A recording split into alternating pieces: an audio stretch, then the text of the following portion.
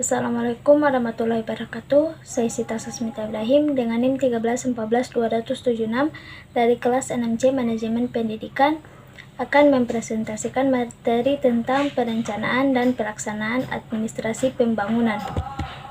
Ya, di sini saya akan membahas dua subtopik. Yang pertama perencanaan administrasi pembangunan dan yang kedua pelaksanaan administrasi pembangunan. Perencanaan administrasi pembangunan. Yang pertama, definisi fungsi manfaat perencanaan. Definisi perencanaan dalam kalimat yang lebih sederhana, perencanaan adalah alat atau cara untuk mencapai tujuan yang lebih baik secara lebih efisien dan efektif. Menurut Zulkarnain Jamil, dalam kajian akademik Mapeda Provinsi Lampung 2008, ada beberapa alasan mengapa diperlukan suatu perencanaan, yaitu sebagai berikut. Yang pertama, pedoman. Yang kedua, perkiraan. Yang ketiga, perencanaan memberikan kesempatan untuk memilih berbagai alternatif yang terbaik dalam pelaksanaan kegiatan pembangunan atau kombinasi cara yang terbaik. Yang keempat, perencanaan yang baik dapat dilakukan dengan penyusulan skala prioritas dan pemilihan urutan dari segi pentingnya suatu tujuan, sasaran, ataupun kegiatannya. Fungsi perencanaan. Fungsi perencanaan akan menentukan fungsi-fungsi manajemen selanjutnya. Tanpa perencanaan, fungsi manajemen lainnya tidak dapat dilaksanakan dengan baik. Perencanaan manajerial terdiri atas perumusan strategi dan penerapan strategi. Manfaat perencanaan yang terdiri dari tujuan yang ingin dicapai organisasi dan cara pencapaiannya. Yang kedua, jenis dan struktur organisasi yang dibutuhkan. Yang ketiga, efektivitas kepemimpinan dan pengarahan yang diperlukan. Yang keempat, bentuk dan standar pengawasan yang akan dilakukan. 2. Unsur pokok perencanaan pembangunan. Dalam melakukan pembangunan, pemerintah harus memiliki perencanaan yang matang dan mantap agar pembangunan dapat berdaya guna dan berhasil guna. Dalam perencanaan pembangunan terdapat unsur-unsur pokok yang dimiliki, yaitu sebagai berikut. A. Mengetahui lokus. Mengetahui dan memahami kondisi umum daerah yang dijadikan sasaran pembangunan. B. Memiliki visi dan misi pembangunan, untuk apa, siapa, dan mengapa pembangunan itu dilaksanakan.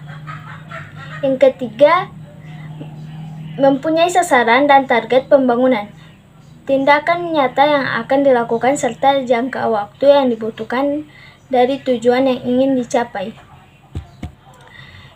3. Syarat-syarat keberhasilan perencanaan pembangunan. Menurut Jingan 83, perumusan dan kunci keberhasilan suatu perencanaan pembangunan ditentukan oleh hal berikut. Yang pertama, komisi perencanaan yang diorganisasikan dengan cara yang tepat. Data statistik dengan melakukan analisis yang menyeluruh tentang potensi sumber daya yang dimiliki suatu negara beserta segala kekurangannya. Yang ketiga, tujuan, misalnya peningkatan pendapatan nasional dan pendapatan per kapita, pengurangan ketimpangan distributif pendapatan dan kesejahteraan, serta pemusatan kekuatan ekonomi, peningkatan produksi pertanian, industrialisasi, pembangunan kewilayahan yang bertimbang, dan pencapaian. 4. Jenis-jenis dokumen rencana pembangunan yang terdiri dari rencana pembangunan jangka panjang, rencana pembangunan jangka menengah, dan yang terakhir rencana pembangunan tahunan yang disebut dengan rencana pemerintah dan rencana kerja pemerintah daerah untuk periode 1 tahun. 5. Manfaat perencanaan pembangunan. Manfaat perencanaan pembangunan menurut Bintoro Jokoramijojo 94 adalah sebagai berikut.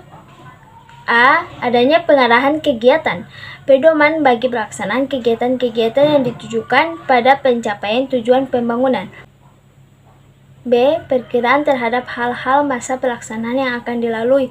Perkiraan tidak hanya dilakukan mengenai potensi dan prospek perkembangan, tetapi juga mengenai hambatan dan risiko yang mungkin dihadapi. B. Pelaksanaan administrasi pembangunan. Yang pertama, hakikat fungsi pelaksanaan administrasi pembangunan.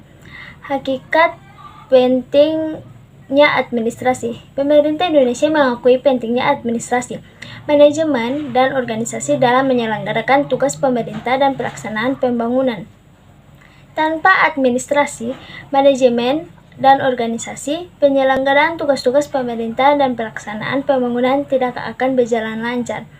Administrasi merupakan hal penting yang keberadaannya memengaruhi jalannya penyelenggaraan pemerintah dan pelaksanaan pembangunan. Oleh karena itu, pemerintah selalu berusaha dan menyempurnakan sistem administrasi yang baik dan efisien seefektif mungkin. B. Dominan administrasi pembangunan. Ruang lingkup administrasi pembangunan mempunyai dua fungsi.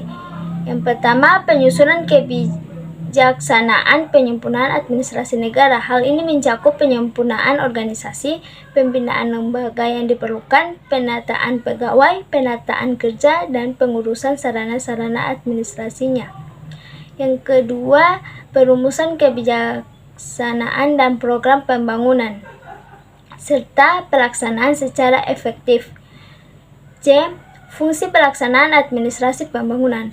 Bintoro Djokoraminoto 95 mengemukakan 3 fungsi administrasi pembangunan.